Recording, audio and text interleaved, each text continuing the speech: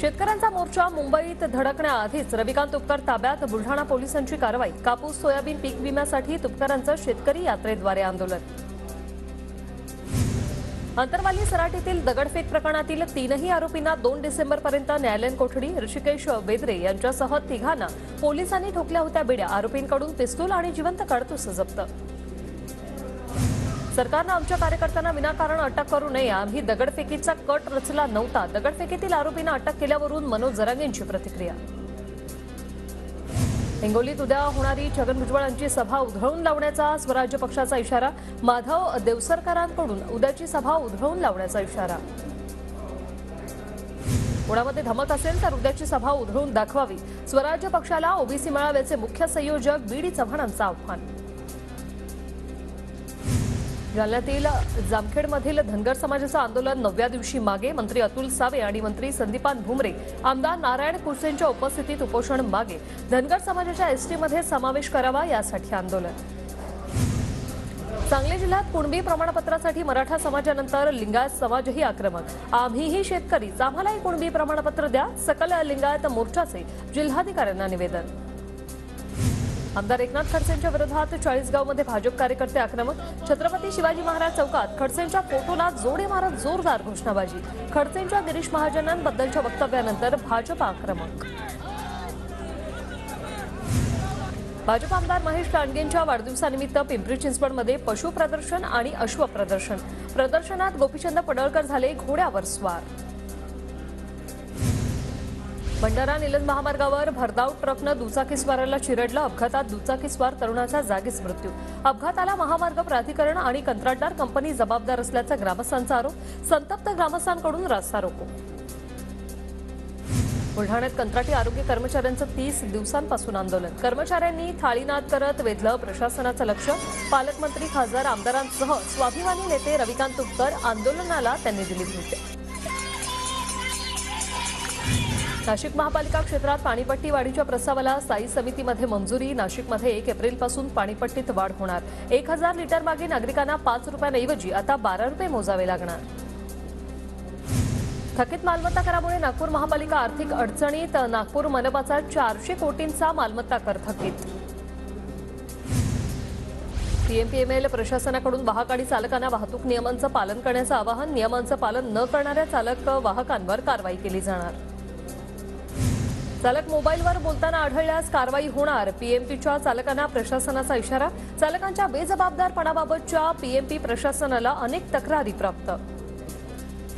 Konkan railway आणि राष्ट्रीय महामार्ग प्राधिकरणामध्ये सामंजस्य करार। कोकण रेल्वे आता राष्ट्रीय महामार्ग प्राधिकरणाला विविध कामात मदत करणार। महामार्गावरील बोगद्याच्या कामांसाठी कोकण रेल्वेची मदत होणार।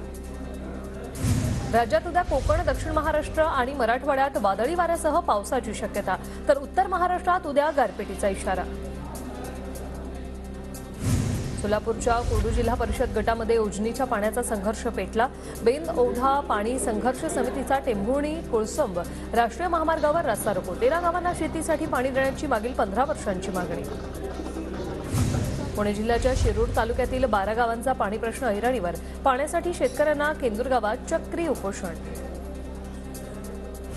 नाशिकच्या दारणा धरणातून जायकवाडी धरणात पाण्याचा विसर्ग सुरू। रात्री 11:30 वाजण्याच्या सुमारास जायकवाडीमध्ये पाणी सोडायला सुरुवात। सरकारी आदेश मिळताच जलसंपदा विभागाचा निर्णय। नाशिकनंतर अहमदनगरमधील धरणातून देखील जायकवाडीत पाण्याचा विसर्ग सुरू। निळवंडे धरणातून जायकवाडीत पाणी सोडायला सुरुवात। मराठवाड्यातील शेतकऱ्यांना दिलासा। नागपूर जिल्ह्यातील धरणांमधील पाण्याची पातळी खालावली। नागपूरकरांवर उन्हाळ्यात पाणीबाणीची शक्यता। काटकसर करून पाण्याचं नियोजन करण्याचं आवाहन। लातूर जिल्ह्यातील रेणा प्रकल्पातील पाणी पिण्यासाठी आरक्षित। प्रकल्पात केवळ 21% जलसाठा शिल्लक असल्याने प्रशासनाचा निर्णय। धाराशिव जिल्ह्यातील बेंबळी गावात पिण्याच्या पाण्याची टंचाई। गावात पाणी नसल्याने नागरिकांची पाण्यासाठी भटकंती। शेतकऱ्यांची अग्रिम रक्कम 3 दिवसात जमा करा, अन्यथा कारवाई केली जाणार। कृषी विभागाचा विमा कंपन्यांना इशारा। सोलापूर कृषी उत्पन्न बाजार समितीत कांद्याची आवक वाढल्याने दरात घसरण। बाजारपेठात चांगल्या कांद्याला 25 ते 30 रुपये प्रति किलो दर। प्रतिकूल हवामानापासून फळ पिकांचं संरक्षण करण्यासाठी पीक विमा योजनेमध्ये काजू आणि आंब्याचा समावेश. आतापर्यंत 9,000 शेतकऱ्यांनी विमा उतरवला. योजनेत सहभागी होण्यासाठी 30 नोव्हेंबरपर्यंत अंतिम मुदत. बीडच्या परळी तालुक्यातील रब्बीचा पेरा घटला. यावर्षी पाऊस कमी झाल्यानं रब्बीच्या लागवड क्षेत्रात 20% घट. हिंगोलीत सतत बदलत असणाऱ्या वातावरणामुळे हरभरा पिकावर मर रोगाचा प्रादुर्भाव. कृषी विभागाने बांधावर येऊन मार्गदर्शन करावं, शेतकऱ्यांची मागणी. वाशिममध्ये तुरीचा हंगाम तोंडावर असताना बाजार समित्यांमध्ये तुरीच्या दरात घसरण. महिन्याच्या सुरुवातीला 13,000 रुपये प्रति क्विंटलपर्यंत पोहोचलेले तुरीचे दर आता थेट 10,000पर्यंत घसरले.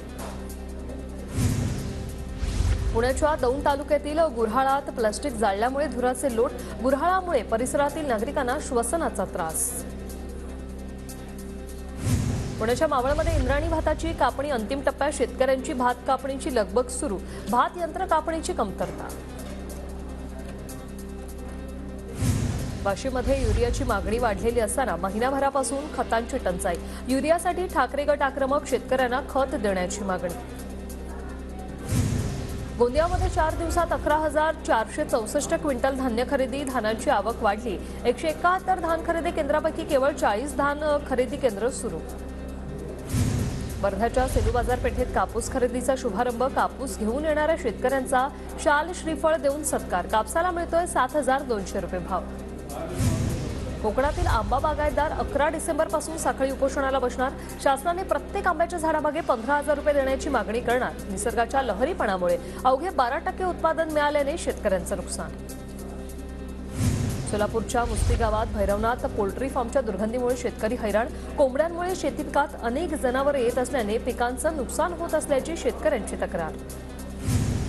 कोकणात समुद्रकिनारी सीगल पक्ष्यांचं आगमन. कोकणात दिवाळीच्या सुट्टीत दाखल झालेल्या पर्यटकांसाठी सीगल पक्ष्यांची विलोभनीय दृश्य आकर्षणाचा विषय.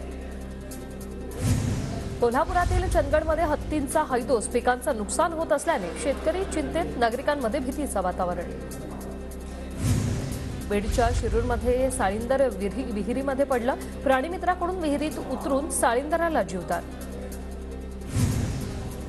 बीडच्या परळीमधील वैद्यनाथ मंदिरात दर्शनासाठी भाविकांची गर्दी.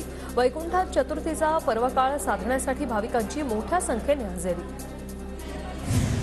बीडमध्ये कपिलधार यात्रेला सुरुवात. लाखो भक्तांची मांदी आहे. श्री क्षेत्र कपिलधार परिसरात गुरुराज मौली हर हर महादेवचा जयघोष.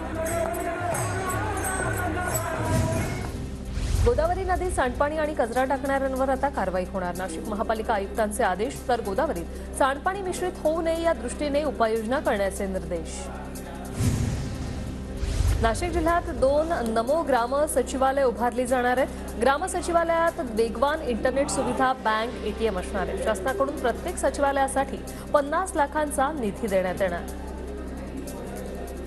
ग्रामसेवक सतत अनुपस्थित असल्यानं ग्रामस्थांनी ग्रामपंचायत कार्यालयाला ठोकलं कुलूप.